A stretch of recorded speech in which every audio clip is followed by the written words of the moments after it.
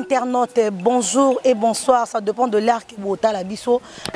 Nanga maman Mimi Thérèse merci na oyo arta sali nzamba pambole musala nyaso ya kosala nzamba memangu libose kendaka toujours liboso ezonga asimati ona lobaki ngwana merci beaucoup papa edo duma wete tala kuna baza na Birmingham bazotala yo soko lobi eloko moko bakoyoka yo loba mama zomona yo loba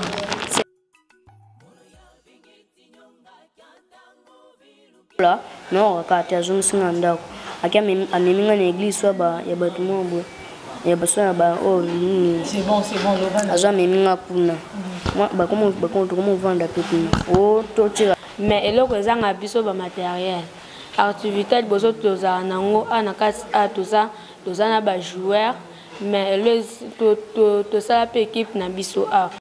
Chers internautes, bonjour et bonsoir. Ça dépend de l'art que vous avez la biso na ba télévision na bino. Topesi bino mbote de partout bozali.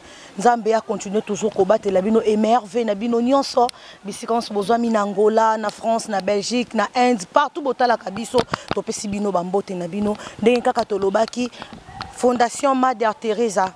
Eza toujours wana pona ko soutenir ba orphelins. Lelo toza awa na kati ya orphelinat na biso. Kotala ba orphelin pe ba orpheline donc de kakatoloba qui Fondation Mother Teresa eza wana pona ko soutenir Fondation Mother Teresa aza mama oyo alingi akabola mukie na ye aza nango na bana oyo bazangi baboti na batu oyo baza ba faible na mukie o nzamba zo pesa ya lobi akoliango ye mokote parce que il est écrit kabela batu awa na se yeso akobosa na yo te likolo ndenge kaka tolobaka toujours to continuer ko sala bolamu nzamba kotika biso te Fondation Mother Teresa toza awa na kati ya orphelinat bino moko bokomona ndenge ekoleka awa na bosanité na pesa pe moi remerciement na moi 2 ou 3 personnes oyo bazalaki wana na elongo na biso na couple mama Aminata Pembele motema ya papa Alembo topesi bino mbote mingi pe topesi bino ba merci susu pona soutien na bino topesi susu mbote na mama Françoise Poyo motema ya papa Micho topesi bino ba mbote bino bozalaki wana pona ko soutenir en tout cas merci bolanda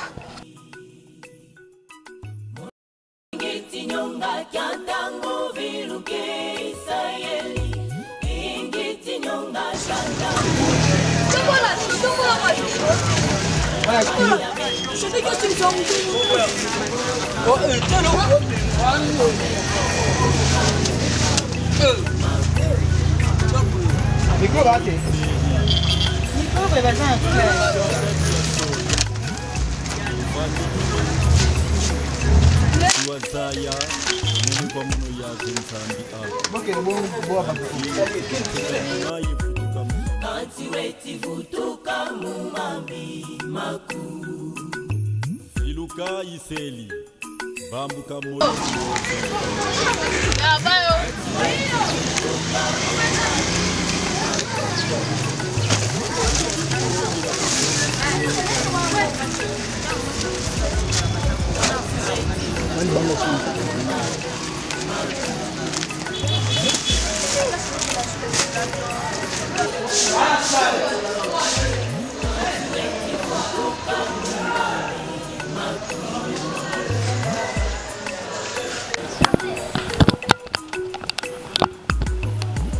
Bonjour chers amis. Bonjour, vous allez bien? Ouais, nous allons très bien. De la part de Fondation Mother Teresa. Enchanté. Je vais rendre bino visite. Ah, vraiment, totombele bino, vraiment boye ibolamu. Nakati ya centre d'accueil Bongissa, il y a pont d'entraide pour la chaîne des solidarités. Nazali ngai mokote, mais nazali na ba partenaire na ngai. Ba partenaire na ngai na benga bango bana. Venez les enfants. Donc c'est nazali ngai mokote na ebisi bino. Nazana ba partenaire na ngai. Bango nde ba partenaire. Bonjour les enfants. Bonjour. Ça va? Ça va bien. Vous allez bien? Oui. Donc courage hein. Nous avons un partenaire nangai nde na lobi eza bilenge baza bana na biso mais biso benga ba mingi ba partenaire. Pourquoi? Parce que sans bango en réalité tokoka kokutana na bino pe awate. Vraiment bazali bana o tozali ko accompagner bazali bana o tozali ko sunga ko salisa et longo na bino hein bino fondation ndenge boyo kotala biso donc tona esengo makasi na banti bokutana bango baza na bango likolo kuna le temps que to meka ko expliquer bino déjà à partir ya awawa bâtiment na biso ndenge nini ezali et puis to ko solola malamu na bana na kati ya salle. Merci beaucoup chers partenaires. To kuta na salle hein. On a likolo et puis to milengele hein? Ah. Oh là là, merci beaucoup Fondation Mère Thérèse abino bo comprendre que ça ambiance hein. Balobi a tout ça na kati ya orphelinat centre d'accueil to bongisa. Oyo yambi biso Fondation Mère Thérèse bolanda na kati. Bon papa boyambi biso tomoni ba bâtiment eza vraiment ebelé. Est-ce que okoki ko aider biso to meka un peu ko yeba merci beaucoup. Donc, na Yambibino, Toto Yambibino na PEX, Otobengi Pont d'entraide pour la chaîne de solidarité. Voilà. Et vraiment, na Yoko, il y a une amanayango, Toto Robi, na partie Moko ya PEX, voilà. Otobengi centre d'accueil Bongisa. Voilà, ba bâtiment yango nde bozali komona, mais yambo vraiment, où ezali bureau, il y a coordonnateur adjoint. Ordonnateur adjoint na biso yende muto azalaka na bureau oyo et awa ezali moi restaurant eza un peu akokangama na banti boyebi bino moko nini oyo ezoleka na mokili mobimba donc oyo tobengi maladie ya covid donc tosuspendaki un peu ba entrée ya ba visiteur moi mingi nde tokokoba un peu na lakisa bino ba bâtiment po ete tokende ko rejoindre bana basa likolo bana bayambi biso voilà awa.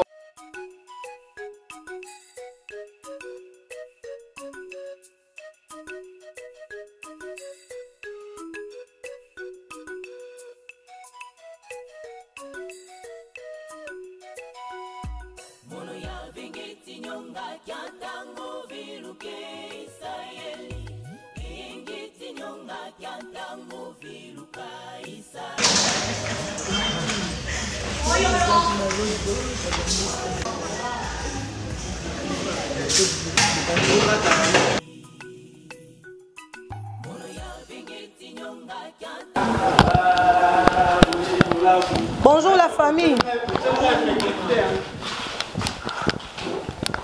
Bonjour. Tous allez kokoba visite na biso ya bâtiment. Ndenge na lobaki bâtiment yoko eza na importance na ngoto local yoko ezali na importance na ngo. Mais awa tous allez na auto bengaka atelier ya coupe couture ya PEX. Oui, yambaka bayi mboka donc bayi banso bavandi na communauté oyo ngombaki nkosa. Donc ba fille ba garçon pas na biso vraiment discrimination ezalité nde awa toza na kati ya atelier oyo sika wapi monsieur Ripol oaza liboso na biso yene moto a formaka bilenge yene vraiment s'occupaka na bilenge po ete ya solo bazwa zebi bazwa ba compétence ya ko sala koyeba kotonga et puis koyeba ko offrir ba service na bango na kati ya communauté. C'est maître Ripol. Bonjour maman. Monsieur Ripol to moni na moni déjà musala kitoko hein nazo moni déjà bokati bien ko fonctionner ndenge nini na bana na yo awa ko fonctionner awa na yambaka bana que ce soit oyatanga soit oyatangite oazui kokoso ya koyeba ko yekola musala na vie na ye nde ba wana biso to yambaka poto kotisa ta ndambo ya musala na bomo yebwa e ko lobia comme utile na société. Alors toujours yamba n'importe ata mukolo be mwana moke pona koyeba ko sunga mutu nyonso topesaka formation ya 9 mois. Ok, bazo yamba donc ata oza o bota na yo ozomona kia na bota moyena tamboleza te soki oye awa bakoyamba yo bakopesa formation ya bio kobima pe couturière munene obanda kotonga lobi ekozala pona bien na yo. Est-ce qu'on peut continuer? Merci beaucoup. Donc tozali se kokoba ndenge tolobaki biso vraiment bosana ça vraiment pour la vulnérable bilenge au banso basali na donc ils un peu wanande tozali misaka bilenge ndenge ni lesengeli ya solo accueil pour ça la tout beni protocole et puis ndenge nini o basala ka o to beni restauration elle est beaucoup plus na o to tali ba cuisine africaine cuisine européenne et puis maïman son oyo moto akoki ko sala ce qui a se retrouvé pendant par exemple na chambre ba capacité nini o ezali pour kotanda mbetu ndenge nini esengeli kobongisa mbetu ndenge nini esengeli kotanda mbetu ndenge nini esengeli pe kopesa moto à l'aise na soki alingi alala nyonso na bayekolaka na kati ya atelier oyo tobengi ya restauration pe service traiteur.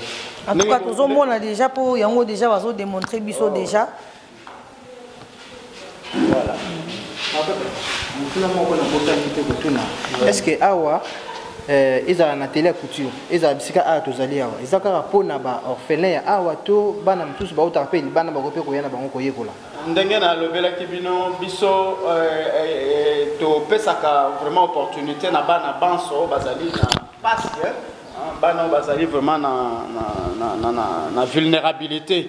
Yangwana vraiment to fongola que ce soit ba atelier na biso ya coupe couture, restauration traiteur pe menuiserie autokotala eza pona ba bilenge nyonso basi mibali oyo bazali vraiment na passe o baso luka po ete lobi ba koma bato.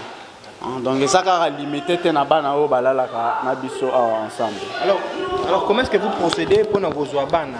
Vous savez pour nos bana ba orphelin ba orpheline, boye ba bango ni ba la bino ba policier tout ba quartier, comment est-ce que vous faites?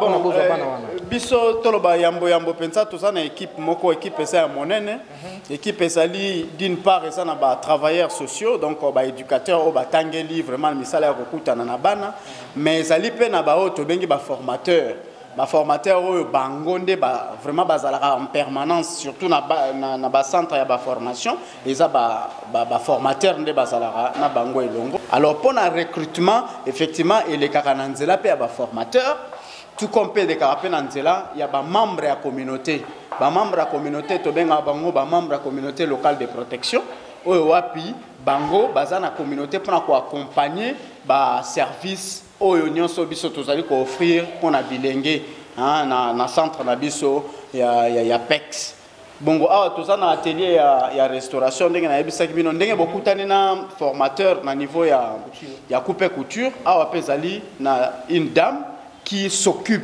yende vraiment za pena oyo lobi na lobi lokwa net na esika na ye mais azali wana azali na sima na bino yende vraiment yende mama ya bana banso oyo bayekolaka formation awa na kati ya Mireille. Comme on maman Mireille nga naza formatrice awa na salle oyo ya restauration toyaki po na restauration hôtellerie mais tomoni so to se limité wana to pesa bana pasi. Parce que tant que nous avons même ligne par-ci par-là, place autocorotine d'aba na ba sala ba stage, place autocorotine d'aba na ba luka moi musala oyo lobby akoki ko dépendre na yé moko.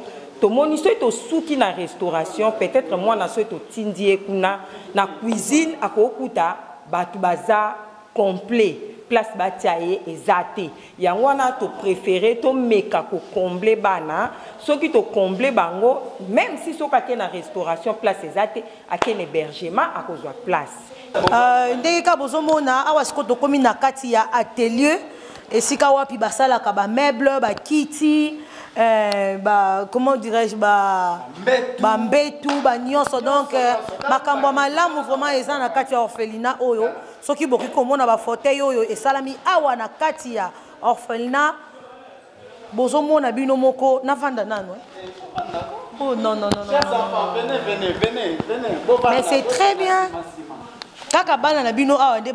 Effectivement, on a fait quelques bilingues parce que Basalaki de Tongo, la formation est à 8h, plus tard 13h. Mais quelques-uns au bâti à la rapport on continue, mais ça là, juste un hangar, tout le monde a bangopé Libanda.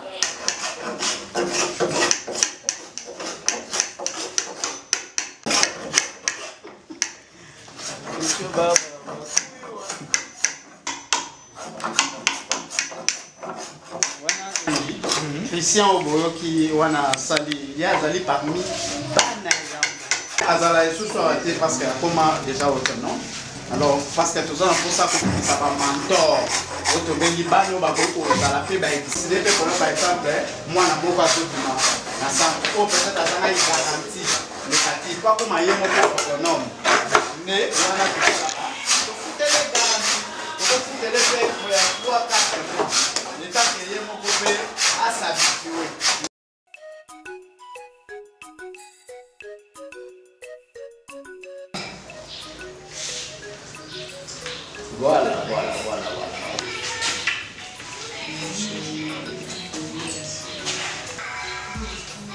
Cédric, vous me sentez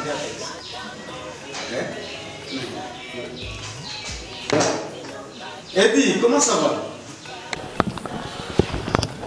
Voilà, donc, bonjour les enfants.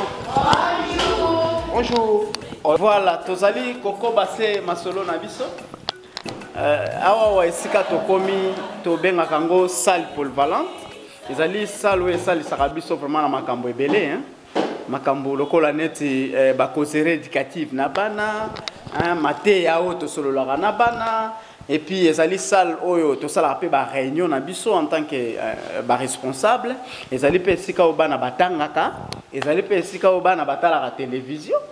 Donc ezali esika o pe bana ba se reposaka justement pour na ba beta masolo na bango to ba sakana na ba jouer na bango quelques jouets bazana yango to pe bazwa ba livre ba yeba ko kotanga entre bango. Donc voilà un peu du salle vraiment polyvalent. Mais ngana lina betela minoka na mwa mokuse histoire ndenge nini tozalia wa epi yambo après boko yeba ko tuna mutuna na bilenge o tosala bango pe ensemble et ça boete hein cri de joie cri de joie au centre na biso pex et bandaki lokola neti kaka lisano. Alors maman comme azalaki na lopango na na pigeon na Dona Béatrice numéro 6. Alors chaque fois à banda constater n'enga sambela rapé na église Saint-Sacrement nanzela wana banda ko constater que ça na vraiment na bana o banda ko abandonné ba orphelin et puis ba enfant dit de la rue hein, donc mais ça là qui vraiment passe en tant que maman comme on a bana penza nzinga ko banda delvo ipen ko kitabaré vraiment ça là qui passe bongo a sensibiliser ki bat na communauté pour être solo batala na ndenge ni bakoki pena ko sunga bana nde afongola ki porte na ye na mikolo miso ya lomingo chaque dimanche nde alobi vraiment bana wana esengeli bayaka pa na ye na lupango na ye pote baya ko sokola ba sokola bilamba na bango eza pe occasion pour na bango ba bénéficier na auto benga ka repas chaud hein biloko ya moto o pensa elambami epa ya ba mama lokola bana bazala suna libaku ya kolia te vraiment eloko elambami pa mokolo musana bango ka ko somba ko lia na nzela nde wana chaque dimanche bana babandaki koya mais lokola zalaki ye moko amonite vraiment eloko simbaka vraiment makasi soki boza batu ebele cri de joie pesaki bango po ete ya solo bana ya yambo bavanda. Alors nde na tango wana nde sengi vraiment ke sengela vraiment toyebana na l'état hein po ete ko travailler bana baza bana vraiment ya l'état nde na 2005 nde toyaki kozwa pena mikanda officiel e pesaki biso vraiment ndingisa vraiment ya kosala musala ko accompagner bana bilenge o baza vraiment na situation ya passe na bakao ba elibino bébé vraiment même ya terre mobile terre moi si beaucoup tana déjà bakawa bien besoin bango kaka boye abungi nzela donc besoin bango ndenge ni na yeba. Merci beaucoup. Donc pour nana répondre na net na kana yo effectivement pe toujours rappel bali baku wana o bayeli biso bébé po biso to yekoli yango to yekoli vraiment métier na biso mosala na biso. Donc toza vraiment bato to uti de kolote to bambani te to l'équipe penza na etelo o e formaka ba travailleurs sociaux. Hein, donc on a qui s'en est na ISTS donc c'est l'Institut supérieur du travail social natango kalabando bengango centre africain de formation des éducateurs sociaux. Alors biso toza na approche moko auto bengango processus IDMRS hein ko boko la base za facilité donc voilà donc on a gosenga na bango Cédric bien.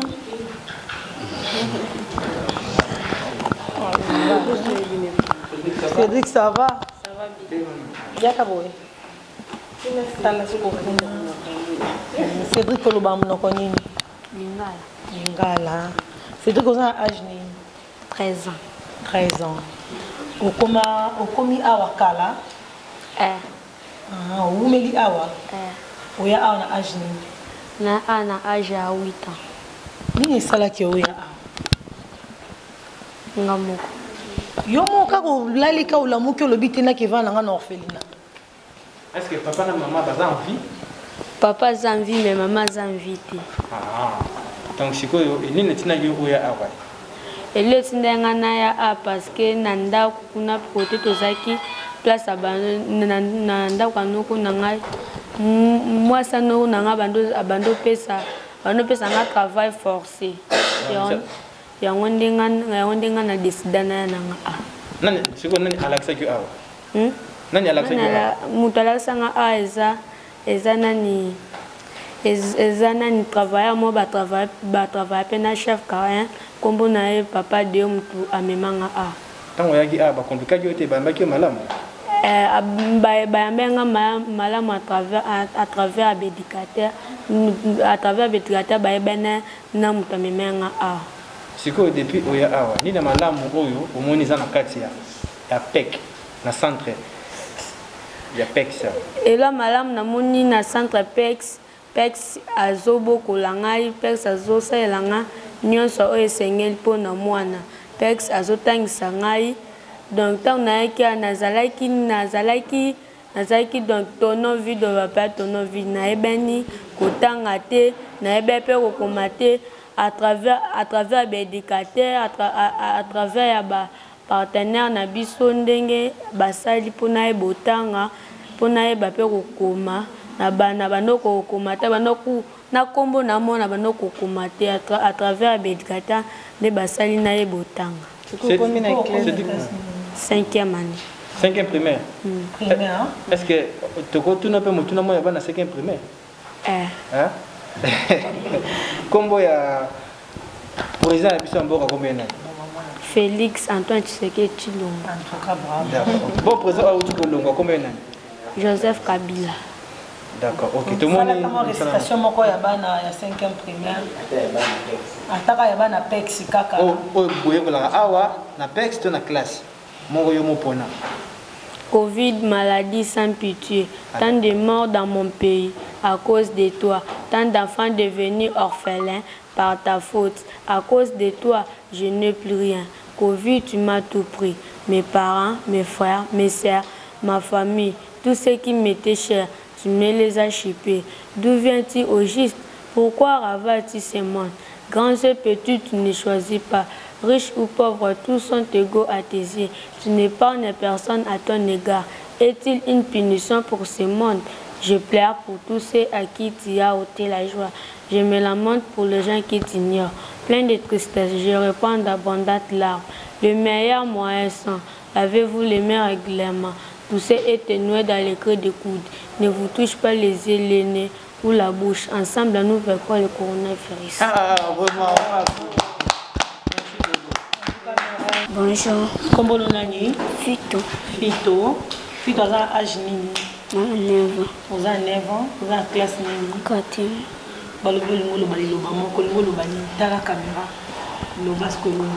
Tanga nayaka awa nayaka kote nan mama biso ayakote wanga na nayeba makambo te mama biso atikanga so wa après adjoint ya awa ya coordonnateur ye mutu azwakanga yango ayakotikanga awa adjoint ya awa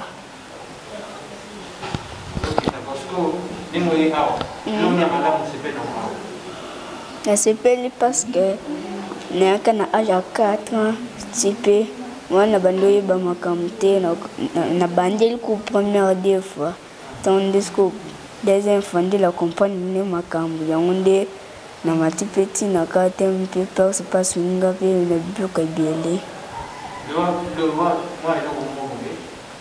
Pardon, Fito, oyaki ya utaka na ndaku to bandola na balabala? Na ndaku. Utaka na ndaku? Epa ba parents na yo? Eza nini esala pe obima libanda? Appel na habité. Donc on se retrouva kaka mbala moko bimba mo ndako yo koma awa? Te. Papa zangu. Maman zangu. Maman na yaki otika na balabala, mpe balokoti bayini. Beta mpo mo ya. Bosola naye. Fito ke kozwa eloko moko kuna? Zelanga mona zela ta carton eloko moko.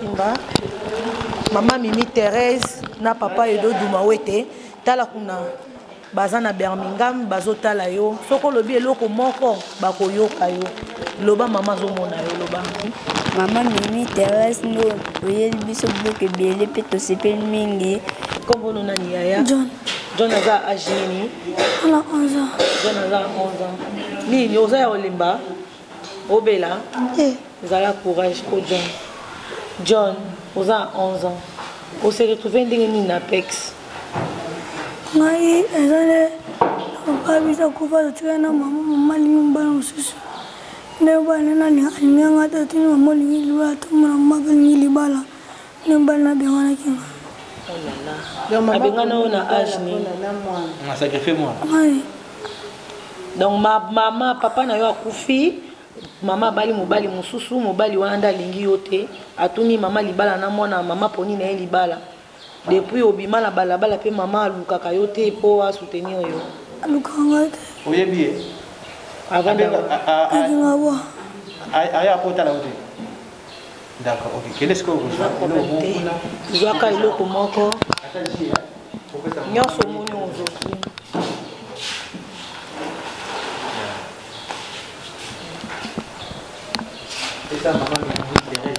la caméra maman Mimi Thérèse azotala oyo eza nango eloko te maman Mimi Thérèse aza wana pona ko soutenir bino spirituellement pe financièrement na oyo ye akokana ngo pona ko soutenir bino akosoutenir bino alors yo pe na moi part o maman Mimi Thérèse asali pa na yo o pesa moi message moka bien ta la caméra merci Mimi Thérèse merci pour finir biso mona eloko kolia na pesa merci ndamba bakshele pe mingi merci. Donc, awa na kata Pex. Bosenga la bino. Bon, nazana ba besoin belé. Ya liboso na ngina senga awa na kati ya centre Pex.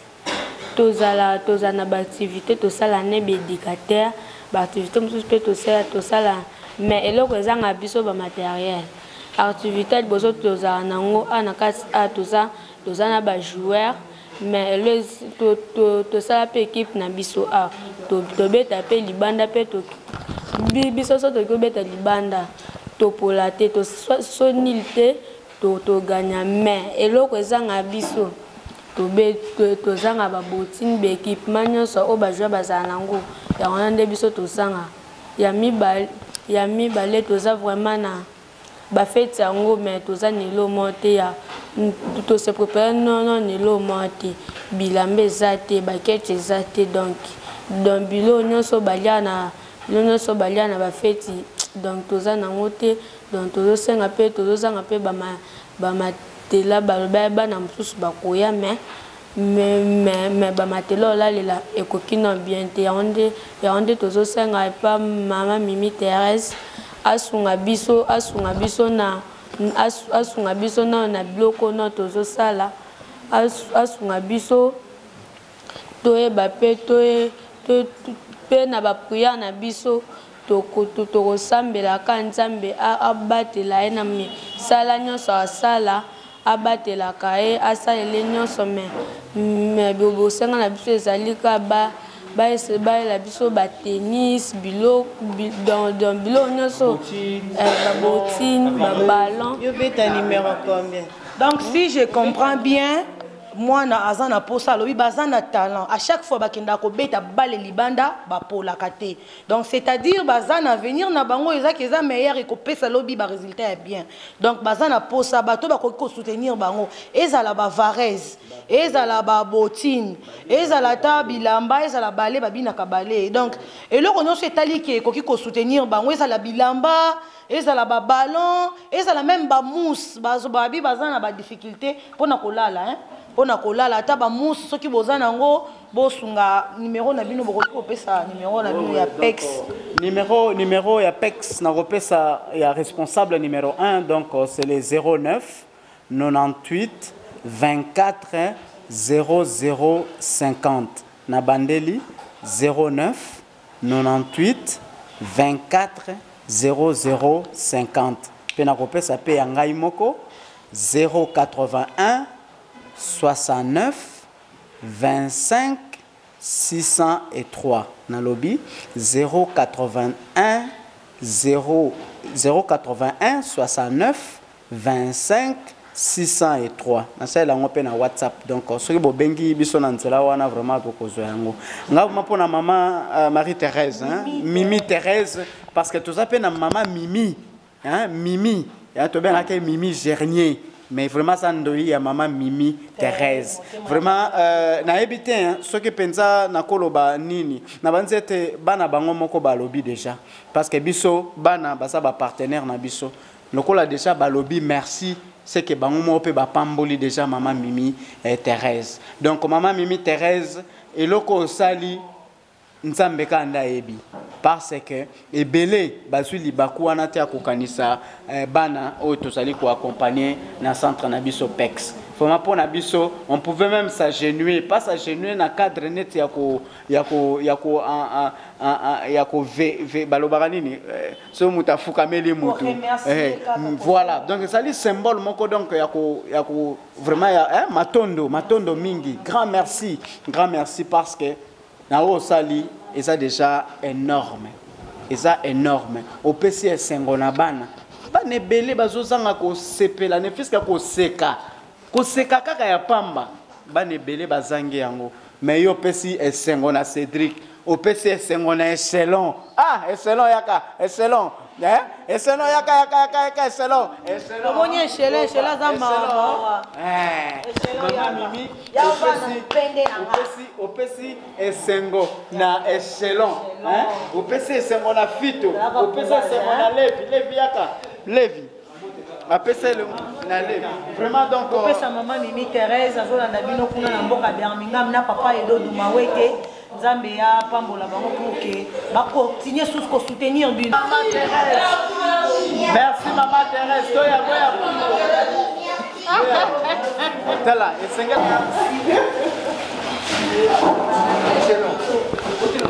Maman Mimi Thérèse, maman ya bana, motema ya papa Edo Dumawete, tala ndenge bana bazozwa biloko bazosepela. Nzamba lola na lobaka longola mikolo na batu bakabaka te bakisela maman Mimi Thérèse. Oye azoliana ba orphelin na ba orpheline tala bana ndenge bazongi na sengo. Maman Mimi Thérèse avec ses actions en action maman Mimi Thérèse awa toza na kati ya orpheline ndenge ka bozomona bana batondisa mi na sengo muna mutazo zwa sak baloso boko kotombola te hein. Noa boko kate hein. Voilà maman Mimi Thérèse papa Edo Dumawete Nzambe ya pambola bino maman Françoise Poyo. Hein motema ya papa Ricardo.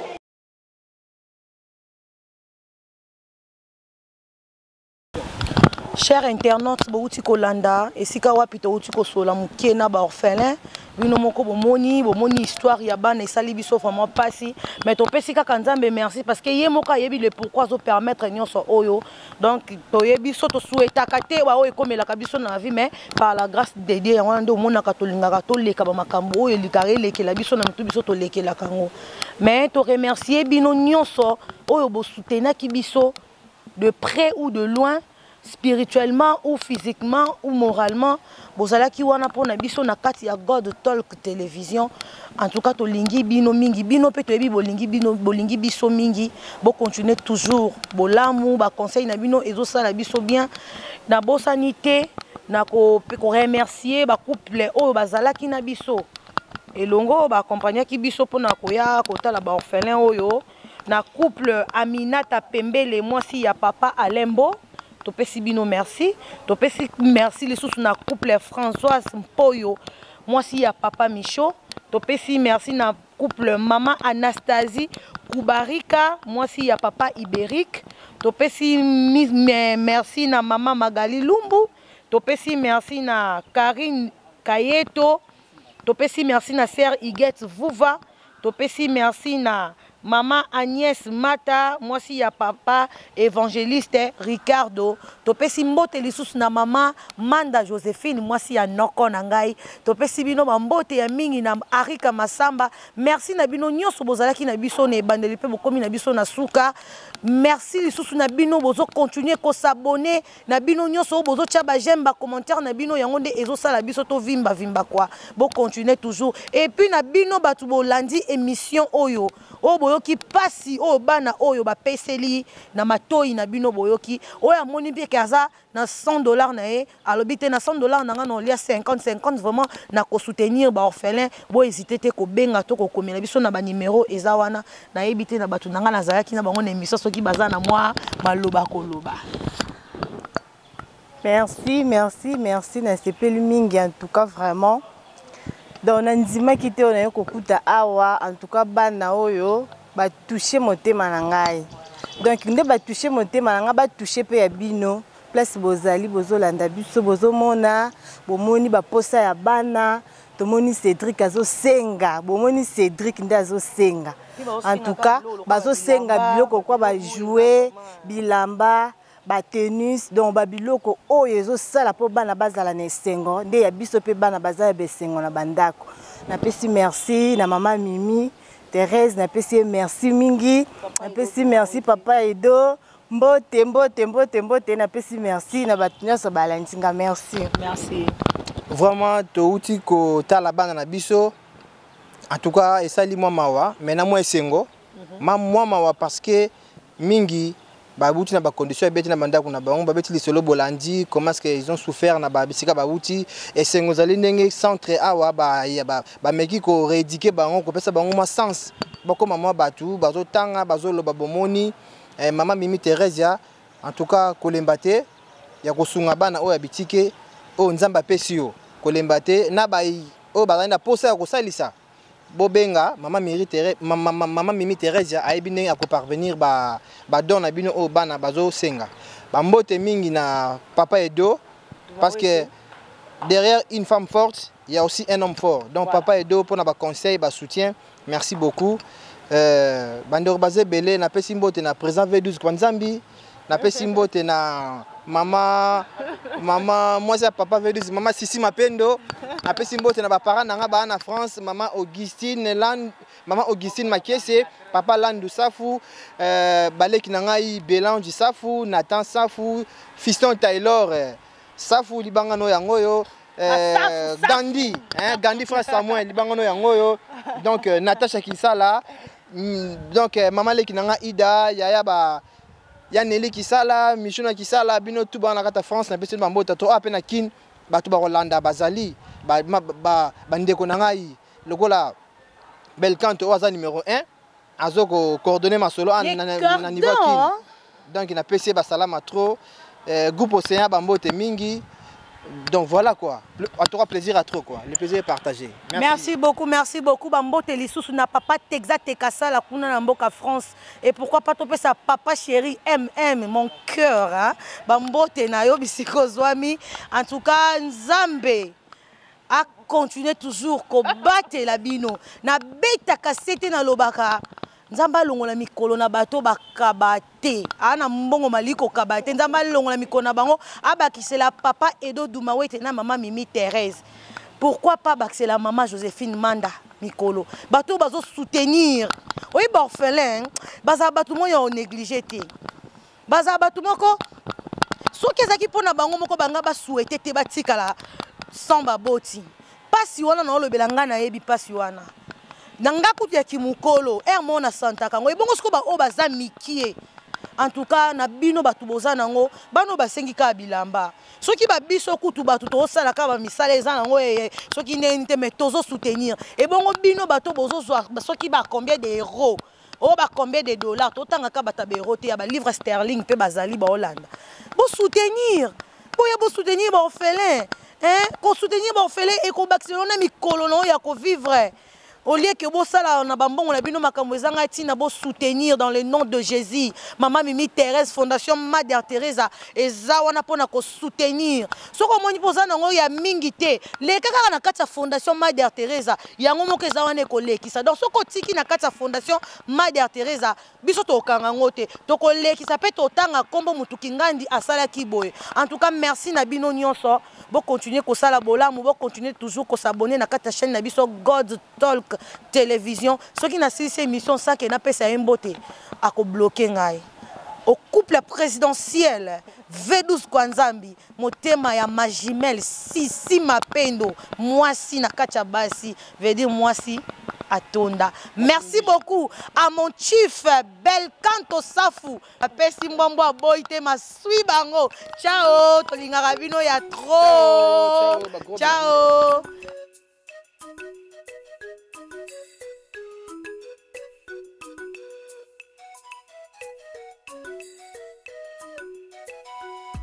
Mono ya vingiti nyonga kyantango viluke Israeli. Vingiti nyonga kyantango viluka Israeli.